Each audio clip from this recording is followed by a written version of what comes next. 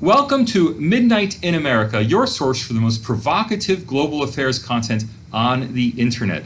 This week's guest is Elizabeth Freund-Laris, the Walker Professor of Political Science and International Affairs at Mary Washington University and president of E. Laris Consulting. Tonight we'll be discussing U.S. naval diplomacy in the Pacific. It's Midnight in America, 4 p.m. in Sydney, Australia. Elizabeth Freund-Laris, thank you for joining us. You're welcome. Glad to be here, Sal.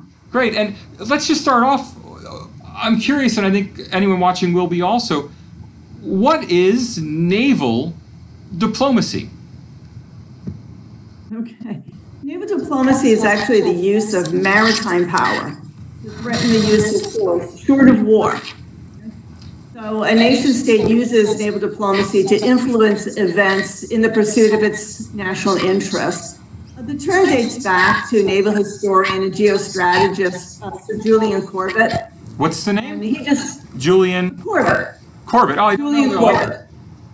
Yeah, Julian Corbett. He did. No, we're going back to like 19th century, 1800s. Yeah, so you wouldn't know him personally. Yeah. He described like the first function of the fleet is to support or obstruct diplomatic effort. That the effort of diplomats on the ground. And then this was followed up with, the naval historian and strategist, Admiral Alfred Thayer Mahan, who claimed that possession of sea power increased the nation's perceived power, security, and influence, and particularly for a growing or nascent economic power. Sea power is necessary to protect a country's, economic interests. So strong power needed to be strong at sea. Weakness at sea puts a country danger at home and at sea. So when go on. No, I was just saying naval diplomacy is that whole effort really to protect a country's sea power, its economic power that very often is seaborne. Yeah.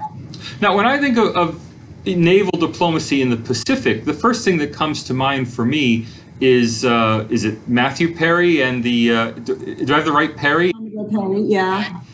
Is that the right Perry? I know there's several Admiral Perrys. Well, Commodore Matthew Perry. So it was Matthew Perry. The black Perry. ships that went to Japan, right? Yeah. Oh, well, that's funny. So they were the black ships, and then 40 years later, there was the Great White Fleet. Well, yeah, absolutely. This all ties together. Sure. I mean, yeah. So look at Commodore Perry. He shows up in Japan and pretty much forces Japan to open up to exchanges and trade, and then eventually diplomatic missions as well. That's a good example. And then Teddy Roosevelt sends the Great White Fleet over to not just Japan, but it went around the world. Okay.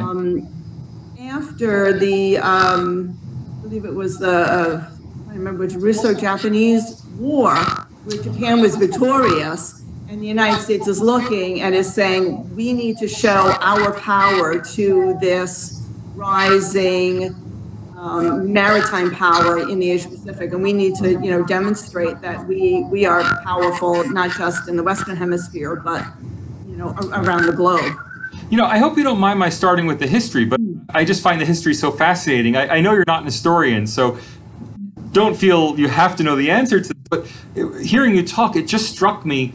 Mahan and Theodore Roosevelt must have been roughly contemporary, and Theodore Roosevelt was Secretary of the Navy before he was president. Yeah. I don't know if they knew each other.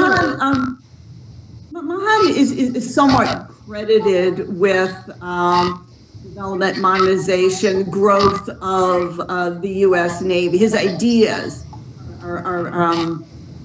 he is given credit for the ideas that are the impetus for the growth of the U.S. Navy around, World War I.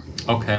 They're actually, if you really stretch it, some people are like, okay, they blame him for World War I because World War I at least partly evolved out of an arms race, and at the time, the arms were navies. It was a naval arms race between Great Britain and Germany, right? And then the United States, stepped it up as well.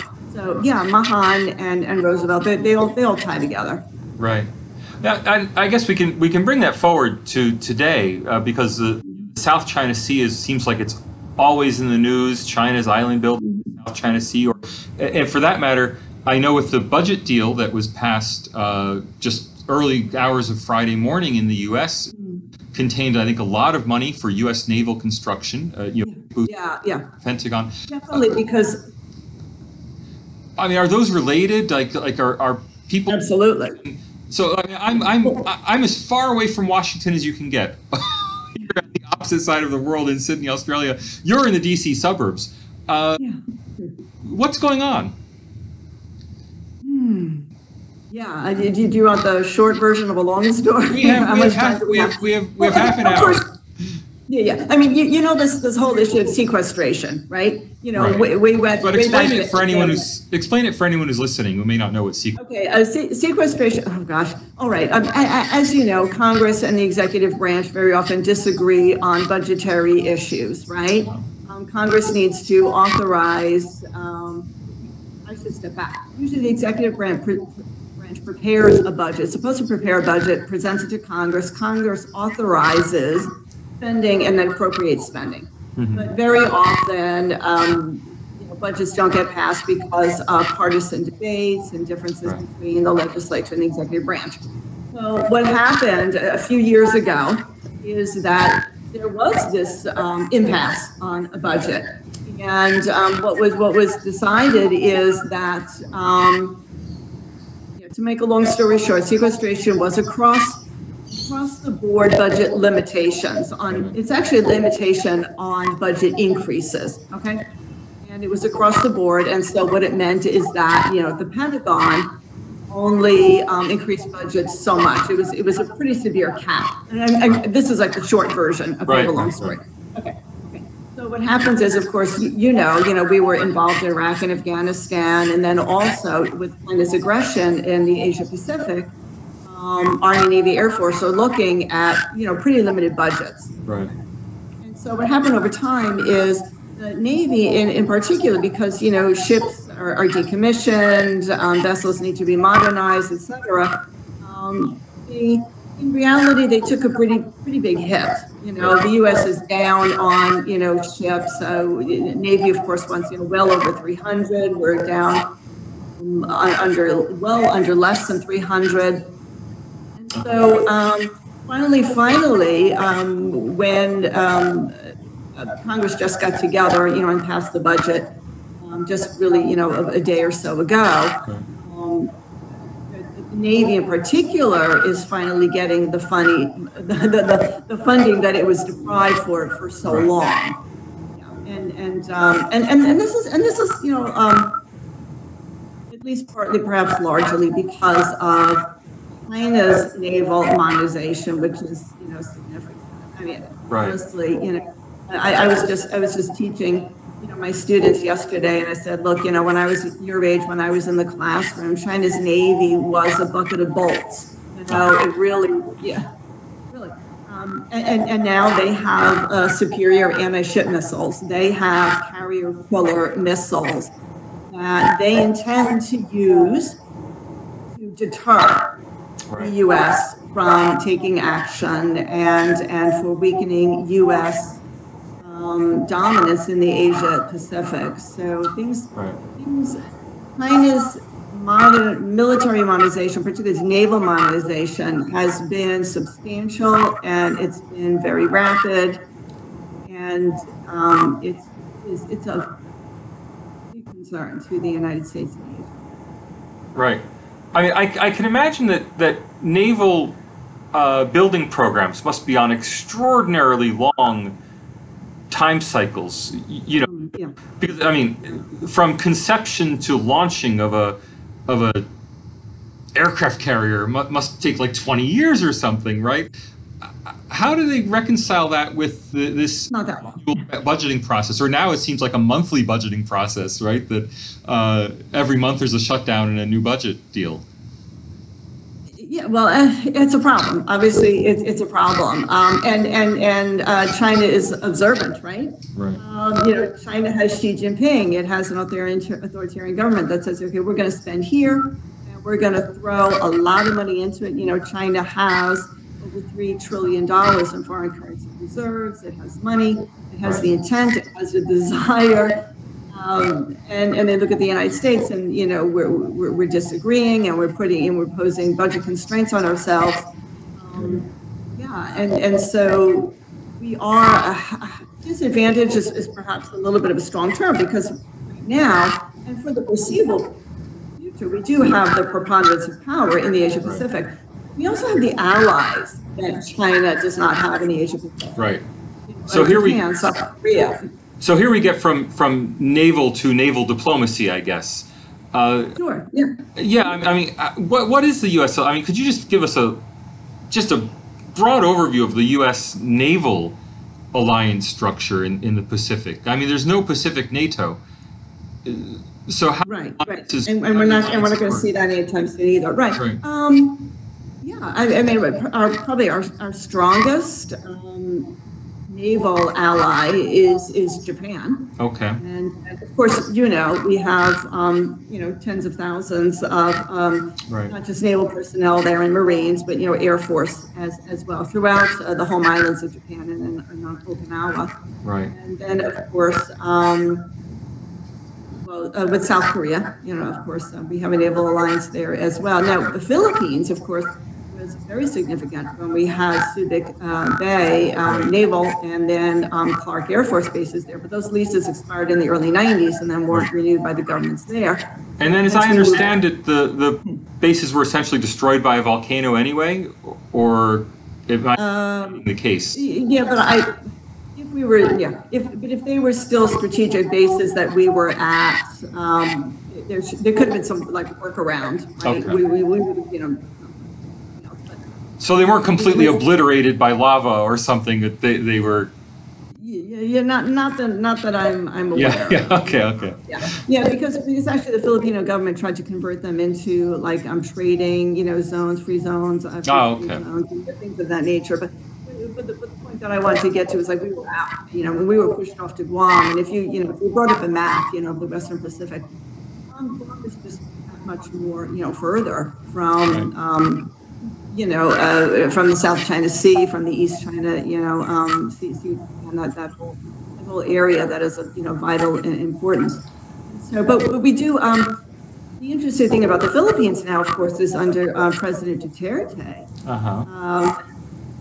He's a bit of a swing figure there. Mm-hmm. That as you, I'm sure you know, that the Philippines under the former government of the Philippines had brought a case to the final Court of Arbitration concerning China's 9-dash line, China's claim to the entire South China Sea. Right. It wasn't an issue over. It wasn't an issue over. It wasn't a case over sovereignty of the islands within. It was have a legitimate claim to really the entire South China Sea. Right. So that court found no. It found really in favor, essentially, of the Philippines. But what developed after that was really interesting. Of course, we knew that China said it did not recognize the court, it did not recognize its decision. Right. And then very soon after the decision came out in favor of the Philippines, Duterte shows up in Beijing, and he's like, well, let's put that aside. Let's put that aside now. Right. And let's see about getting some aid for the Philippines. And he came back to the Philippines with billions of dollars of Chinese aid and for money to build high-speed rail from Manila to his home, town in Mindanao.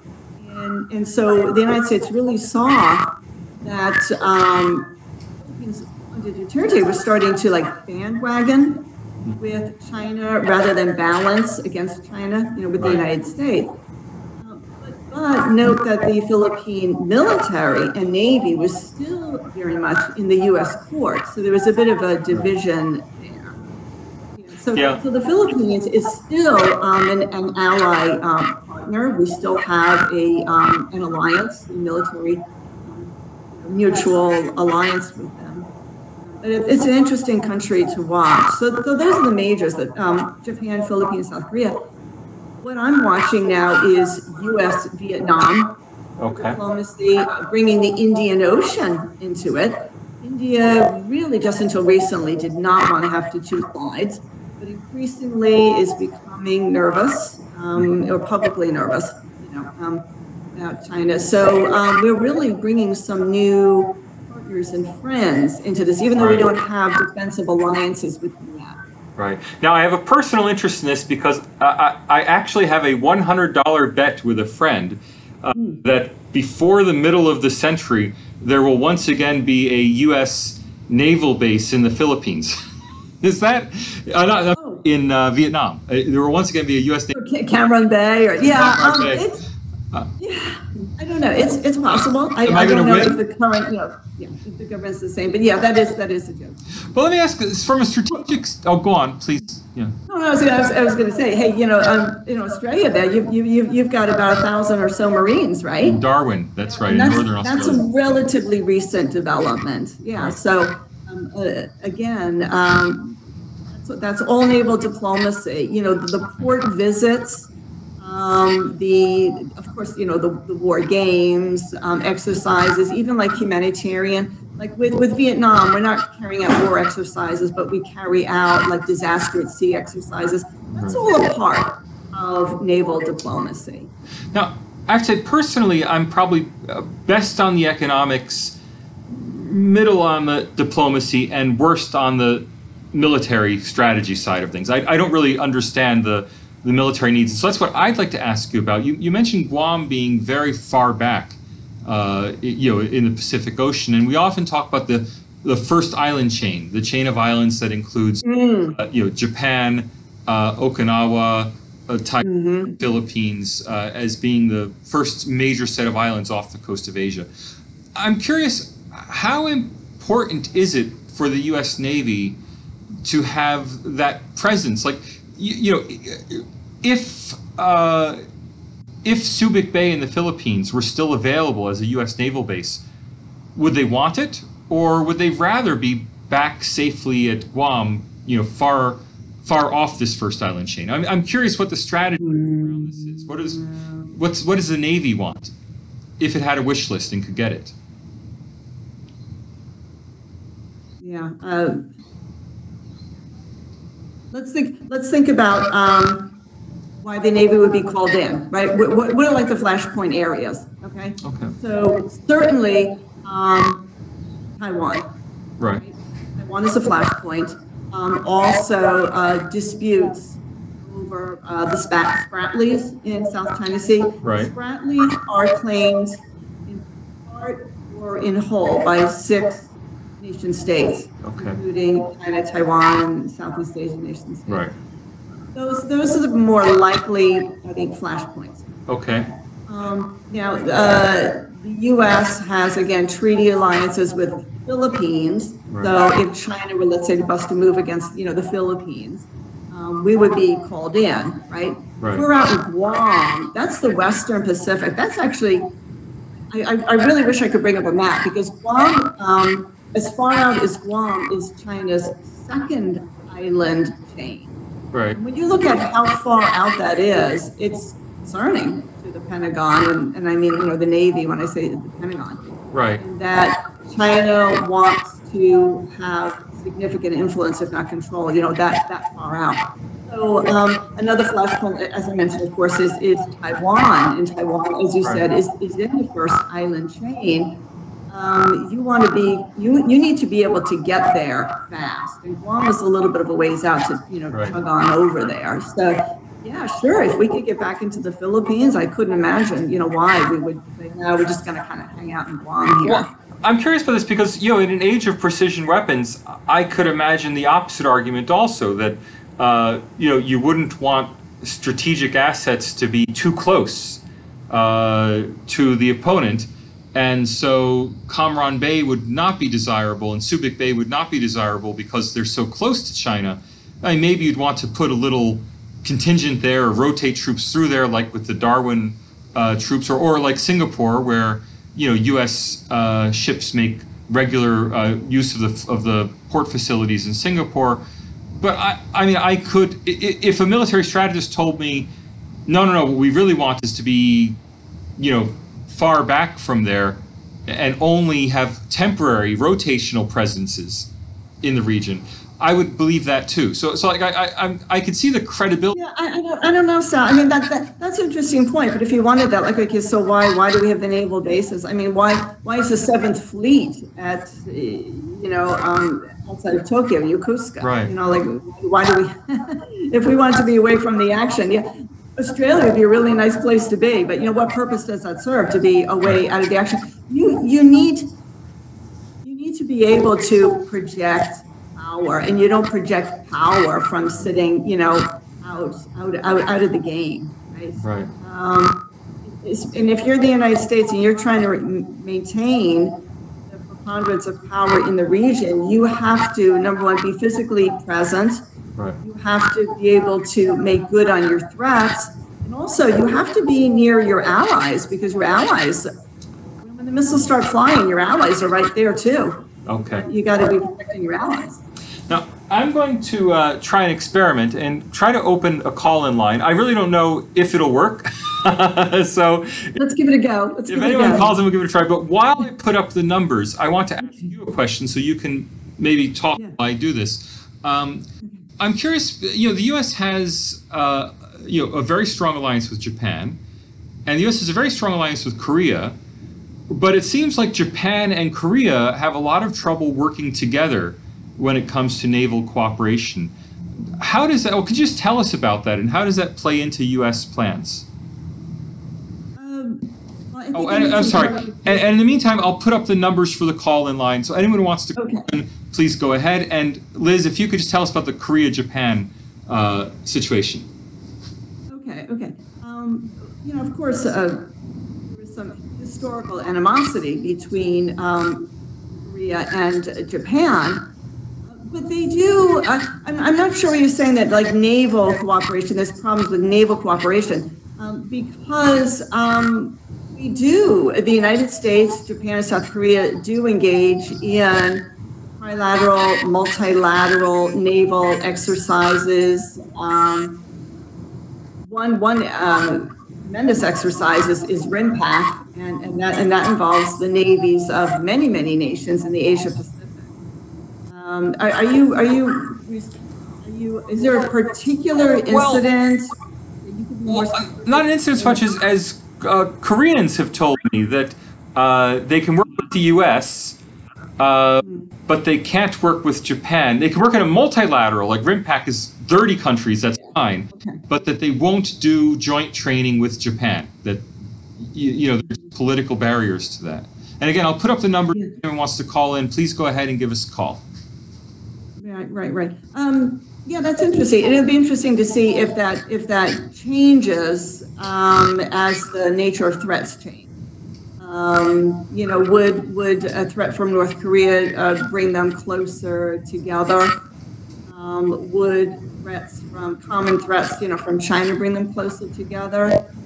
I don't see South Korea as threatened by China, because South Korea has tremendous economic interests in China. So it might just matter on the nature of the threat, if they would be willing to work together. Right. You mentioned RIMPAC.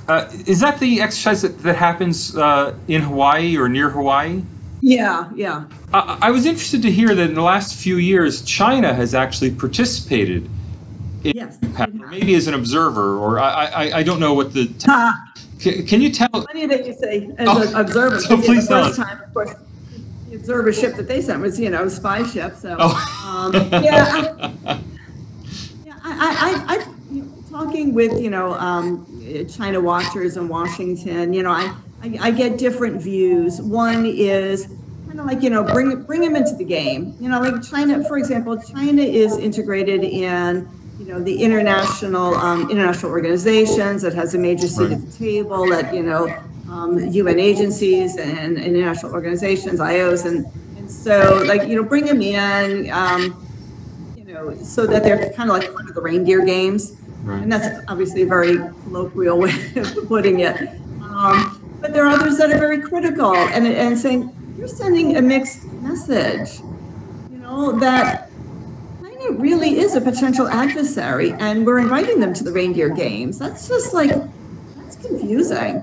Right. So I've heard both. I find it to be rather confused that we are inviting them. And I wonder if that would change under the Trump administration. Really since the U.S. No, I take it back. The United States, I would say like in the 80s up until Tiananmen Square, right?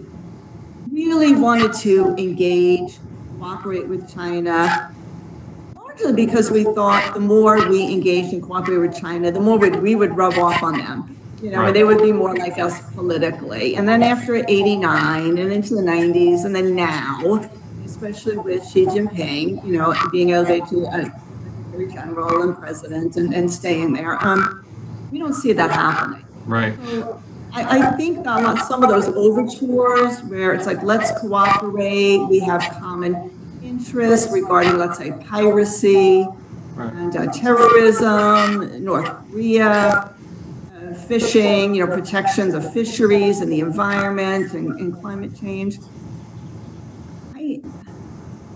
I think that some people are looking maybe at China with a little bit of a jaundiced eye. Okay. And saying at this point, no, this is really more of a potential adversary and competitor than someone we're going to cooperate with and we're going to rub off on them. You mentioned China and the relationship before the Tiananmen Square massacre, and one of the most bizarre things about that history to me is that after 1989, the United States suspended sales of military equipment to China. Before 1989, the U.S. sold military equipment to China, and technology transfers too. And that's just almost unimaginable, right? Yeah. I believe it was 1985. President Reagan suspended some technology transfers. And that could be it just seemed unimaginable that we were going down that road before 1989. Yeah, hard to think. Are you there? Did I lose you? I am. I don't have a response other than hard to wow. believe, right? Now, I know that we're talking about the Pacific, but I know your particular expertise is China, and you might just pull up the book. You're the author of Politics and Society in Contemporary China, and if you have a copy there, we'll show everyone. Just hold it up. Politics and Society in Contemporary China by Elizabeth Freund-Laros. And who's the publisher? Lynn Reiner Publishing. Lynn Reiner, who's fantastic out in Boulder, Colorado. Fantastic social science publisher. So China, I guess, is really your focus, and I know you speak Chinese. When you talk to Chinese, I mean, you must talk to Chinese diplomats or military people or something. What's their view of the United States? I mean, how do they think of us? Yeah, publicly, they're going to say, we welcome the United States in the Asia Pacific. The United States has been in the Asia Pacific since World War II, and we can cooperate.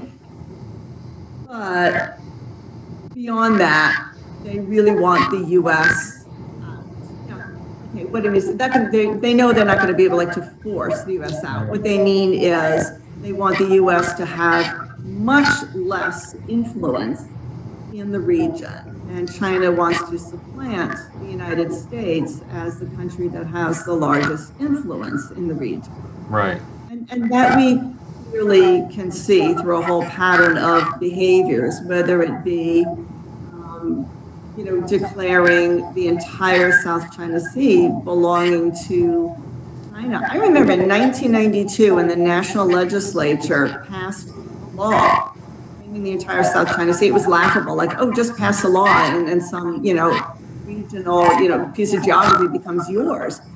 But now they're able to, they're on the way to make good on it. Right. Because the island, reclamation projects and by being able to really physically use their ships to other ships out of the way. Right. So they'll say, okay, the United States, we recognize you here and we want to get along and we're we're a peace-loving country and that kind of thing. But they really, they believe that the United States is a declining power. They're a rising power. And that the United States is an instigator.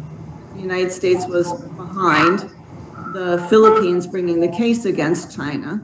And that the United States is behind a lot of the disputes that China's neighbors, maritime neighbors, have with China. That the United States is trying to make China look like a bully, so we're going to Philippines, Japan, South Korea, Vietnam, Singapore, and saying, look, China's being so aggressive.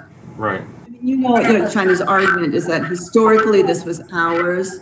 We were deprived of it by enemy muscle, whether it been Japan, during World War II, or the United States, after that. Now we are just coming back and regaining our territory that we were too weak to make good on that claim before. Right. The United States is the obstructionist. Right. I mean, was the United States behind the Philippines UNCLOS claim? I mean, did the U.S. provide technical expertise? I mean, I don't know. I mean, is that a credible accusation? To the extent that the United States and the Philippines have common interests in the region, I am not going to say that the United States said to the government there, the government, okay, here, bring this case. We've got some lawyers who can help you draft it up or something like that. The common interests that the United States and the Philippines have is just like the other maritime countries there and regions, is that they need freedom of navigation for their livelihood, trade, and for fishing. I mean, look after, okay, so I said, and I believe it was 2016, the final court of arbitration found in favor of the Philippines, right? And so the Philippines says to China, okay, let's put this aside and we'll deal. You give us foreign aid and we will, we'll work with you and we won't worry about this claim so much. If you look at the satellite imagery recently, you see Chinese ships physically keeping Philippine fishing ships away from the Spratlys and the disputed areas. And China has done this with, fishing fleets of other countries as well. So that's a common interest. So the United States supports freedom of navigation and fisheries and international law, which stipulates that 200 miles off of a country's coast is an EEZ, an exclusive economic zone. So China is encroaching on the EEZs of those maritime countries because they overlap. The more that China can claim sovereignty over these rocks, in the water or reclaimed islands, the more EEZ space China has, and the more it can claim, the more it can deprive other countries. Right. Of course, the huge irony is that China has signed the United Nations Convention on Law of the Seas, UNCLOS, but ignores it. The US has not signed it, but wants to see it enforced. I mean, that's an argument I do raise with the Chinese when I see them. They say, look, that UN clause comes much after China's historical claims, right? Right. Like China's historical claims predate UN clause, right? And so, and that UN clause is largely a construct of, Western OECD, developed countries. And so we are imposing this, essentially imposing a US order on that maritime area. And on China, China's like, hey, you know what? This is historically ours. But you're right. Then why did they sign UN clause? Right. And also, and they say like, okay, the international law, well, because our claims predate it. Well, why don't you apply that to some of the lawsuits that they bring to WTO or in China against, like, American companies. They'll say that like, oh, you know, an American company. I forget. I believe it was. Did they sue Apple over some copyright infringement of some small cellular phone company in China? I can't remember the name. Yes, that had the iPhone. So yeah. So they're using international law, you know, in that case because it suits their purpose. Selectively. Yeah. Well, I know it's late for you in the U.S. and we've got to wrap up. I'm very sorry to have to end because there's so much more I'd like to talk about. I'd especially like to talk about, you know, Chinese perceptions of the U.S. and U.S. perceptions of China. But then again, we can always do another show in a month or two. So I'd love to have you back on the program. Any final thoughts you'd like to add before we wrap up? No. Everyone, you know, who's watching, keep your eyes on the Asia Pacific because it will be the most, you know, dynamic region in next few years at least. So I'll be happy to, you know, contribute my input on that. All right. Well, thanks a lot, Elizabeth Freund-Laris. Thank you for being on the show. And I will have to end it there. But I look forward to seeing everyone back next week for Midnight in America.